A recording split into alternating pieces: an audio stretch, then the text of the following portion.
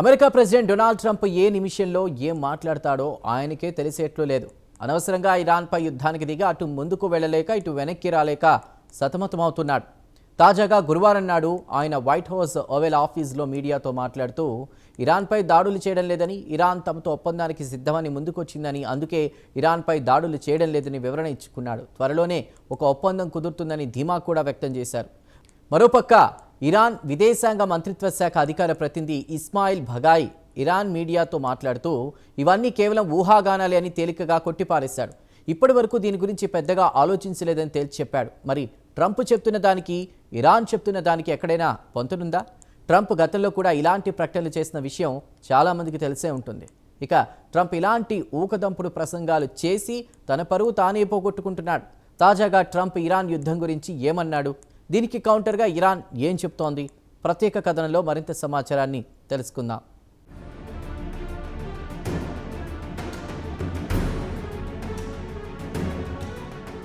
America president ఏ క్షణం ఏం మాట్లాడుతాడో ఆయనకే తెలియదు. ఇప్పటికీ పలుమార్లు ఇరాన్తో రేపు మాపు ఒప్పందం కుదురుతుందని యుద్ధం మొదలైనప్పటి నుంచి చెబుతూ వస్తున్నాడు. ఇప్పటి వరకు ఆ దిశగా అడుగులు మాత్రం పడలేదు. ఇక అమెరికా, ఇజ్రాయెల్ రెండూ కలిసి ఫిబ్రవరి 28వ తేదీన ఇరాన్పై బంకర్ బస్టర్ బాంబులతో దాడి చేసి Iran supreme leader Ayatollah Ali ఖమేనీని లేపేసింది. అట్నుంచి మొదలైన యుద్ధం ఇప్పటి వరకు అలా కొనసాగుతూనే ఉంది. పేరుకే కాల్పుల ఒప్పందం అని ప్రకటించుకున్నా తరచూ ఇరు దేశాలు ఒకరిపై ఒకరు దాడులు చేస్తూనే ఉన్నాయి. ఇక తాజాగా గత వారం రోజుల నుంచి అమెరికా ఇరాన్లోని పలు నగరాలపై దాడులు చేయడం, దీనికి ప్రతీకారంగా ఇరాన్ కూడా గల్ఫ్లో ఉన్న అమెరికా మిలిటరీ బేస్లపై దాడులు చేయడం షరా మామూలైపోయింది. కాగా ఇరాన్ ఈ వారంలోనే హోర్ముజ్ జలసంధిని పూర్తిగా మూసివేస్తున్నట్టు ప్రకటించింది. దీంతో హోర్ముజ్ జలసంధి ద్వారా చమురు సహజ వాయువు సరఫరాకు ఆటంకం కలుగుతోంది. హోర్ముజ్ జలసంధిని మూసివేయడం వల్ల ప్రపంచవ్యాప్తంగా ముడి చమురు ధరలు అమాంతం పెరిగిపోయాయి.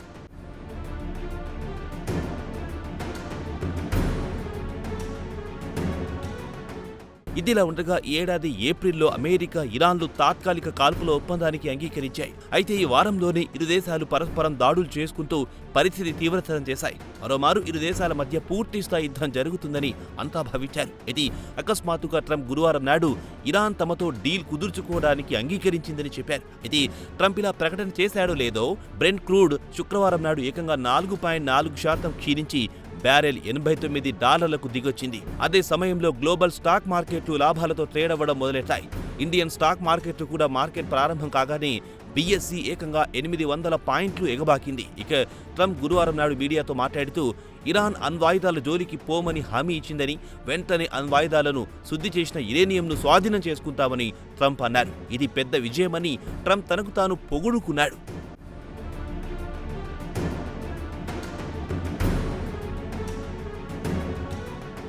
ఇక ఒప్పందంపై సంతకం చేయడమే తరువాయి ఇక సంతకాలు యూరోప్లో జరుగుతాయన్నారు ట్రంప్. ఒక్కసారిగా డాక్యుమెంట్ ఫైనల్ అయితే అన్ని పనులు చకచక జరిగిపోతాయన్నారు ట్రంప్. ప్రస్తుతం డాక్యుమెంట్లకు తుది రూపు ఇస్తున్నట్లు తెలిపారు.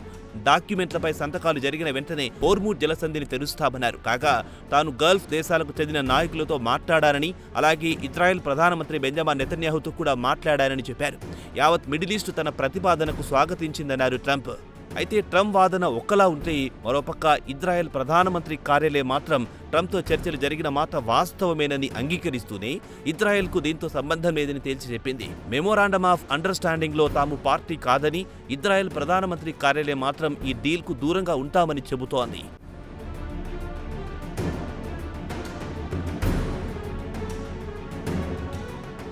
అయితే అమెరికా మిడిల్ ఈస్ట్లో చొరవ తీసుకుంటున్నందుకు నెతన్యాహు ట్రంప్ను అభినందించారు. ఇక తుది ఒప్పంద విషయానికొస్తే ఇరాన్ వద్ద శుద్ధి చేసిన యురేనియంతో పాటు యురేనియం శుద్ధి చేసే ఇన్ఫ్రాస్ట్రక్చర్, మిసైల్ ప్రొడక్షన్స్ పై పరిమితి విధించడం, అలాగే ఇరాన్ మిడిల్ ఈస్ట్లో టెర్రరిస్టులకు మద్దతు ఇవ్వకుండా నివారించడంపై ట్రంప్ తీసుకుంటున్న చొరవను నెతన్యాహు కూడా ప్రశంసించారు. ఇదిలా ఉండగా ఇరాన్ విదేశాంగ మంత్రిత్వ శాఖ అధికార ప్రతినిధి బఘాయి మాత్రం వాస్తవానికి ట్రంప్ ప్రతిపాదించిన మెమోరాండం ఫైనల్ అయ్యిందని, అయితే ఇవే కాకుండా అమెరికా మరిన్ని డిమాండ్లు తెరపైకి తెచ్చింది, కొత్త రిక్వెస్టులను తమ ముందు ఉంచిందన్నారు. అయితే ట్రంప్ అలివిగాని డిమాండ్లను తాము అంగీకరించే ప్రసక్తే లేదని బఘాయి తేల్చి చెప్పారు. అయితే ట్రంప్ గతంలో కూడా ఇలాంటి ప్రకటనలు లెక్కలేనన్ని సార్లు చేశారు. అయినా అధికారికంగా ఇప్పటి వరకు ఒప్పందం మాత్రం కుదరలేదు.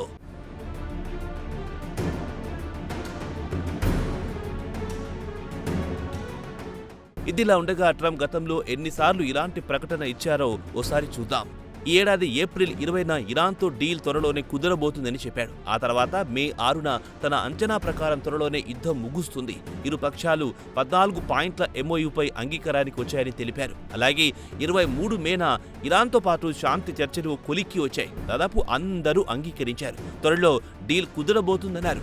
మళ్లీ మే 27న Trump Iran deal terms and conditions తనకు సంతృప్తినివ్వలేదని మళ్లీ మొదటికొచ్చారు. మే 28న America vice president JD Vance రంగంలో దిగి డీల్ దాదాపు పూర్తి కావచ్చిందని, సంతకాలు జరగాల్సి ఉందన్నారు. మళ్లీ మే 29న ట్రంప్ ఓ మీటింగ్లో ఇరాన్తో చర్చలు జరుగుతున్నాయని, త్వరలో తుది డీల్ గురించి ప్రకటన విడుదల చేస్తామని చెప్పారు. మళ్లీ జూన్ 11న ట్రంప్ ఓవెల్ ఆఫీస్లో మీడియాతో మాట్లాడుతూ యుద్ధం ముగింపునకు ఇరు పక్షాలు అంగీకారానికి వచ్చాయన్నారు. మరికొన్ని రోజుల్లో డీల్పై సంతకాలు జరుగుతాయన్నారు. అయితే ఈ మీడియా సమావేశం కంటే కొన్ని గంటల ముందే ట్రంప్ ఇరాన్ను కోలుకొని దెబ్బతీస్తామని వార్నింగ్ ఇచ్చాడు.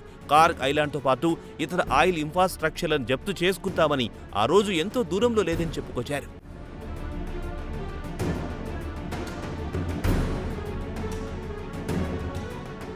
ఇక కార్గ్ ఐలాండ్ విషయానికి వస్తే గల్ఫ్ ఉత్తర భాగాన ఉంది.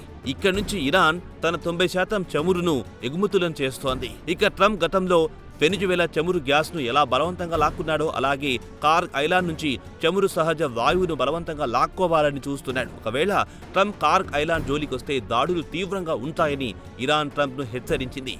అయితే ఇటీవల ట్రంప్ ప్రకటనలో ఇరాన్ చమురు సహజ వాయువు ప్రతి ఒక్కరికి అందుబాటులో ఉండేలా చూడాలని, లేదంటే ఎవరికి సరఫరా చెయ్యొద్దని ట్రంప్ వార్నింగ్ ఇచ్చాడు. తాజాగా ట్రంప్ ప్రతిపాదనల పట్ల ఇరాన్ ఘాటుగా స్పందించింది. లేనిపోని సాహసాలకు పోవద్దని హెచ్చరించింది. తప్పుడు వ్యూహాలతో రంగంలో దిగి జీవితంలో చిక్కులు పడాల్సి వస్తుందని సుతిమెత్తగా వార్నింగ్ ఇచ్చింది. కాగా గత సోమవారం నాడు అమెరికాకు చెందిన అపాచీ యుద్ధ విమానాన్ని ఇరాన్ కూల్చివేసిన తర్వాత నుంచి పరిస్థితులు పూర్తిగా అదుపు తప్పాయి. ఇక బుధవారం నాడు America central command Iran military surveillance radar sites పై దాడులు పూర్తి చేశామని స్పష్టం చేసింది.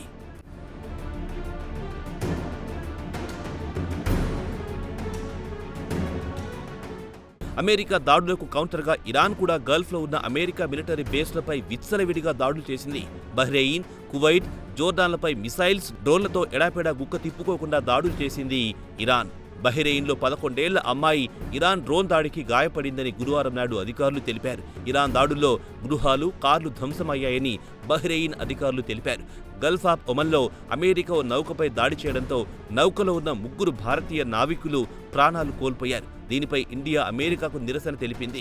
మొత్తానికి చూస్తే ట్రంప్ గురువారం చేసిన కొత్త ప్రకటన వాస్తవ రూపం దాల్చుతుందా లేదా అనేది $1 మిలియన్ ప్రశ్నగా మిగిలింది. ఎందుకంటే ఇరాన్ ట్రంప్ ప్రకటనను పెద్దగా పట్టించుకోవడం లేదు. మరి ట్రంప్ ఏమో ఇరాన్తో డీల్ కుదిరిందని చెబుతున్నాడు. ఇక ట్రంప్ వాలకం చూస్తుంటే వన్ సైడ్ లవ్ను తలిపిస్తోందన్న టాక్ డిప్లొమాటిక్ సర్కిల్స్లో బలంగా వినిపిస్తోంది.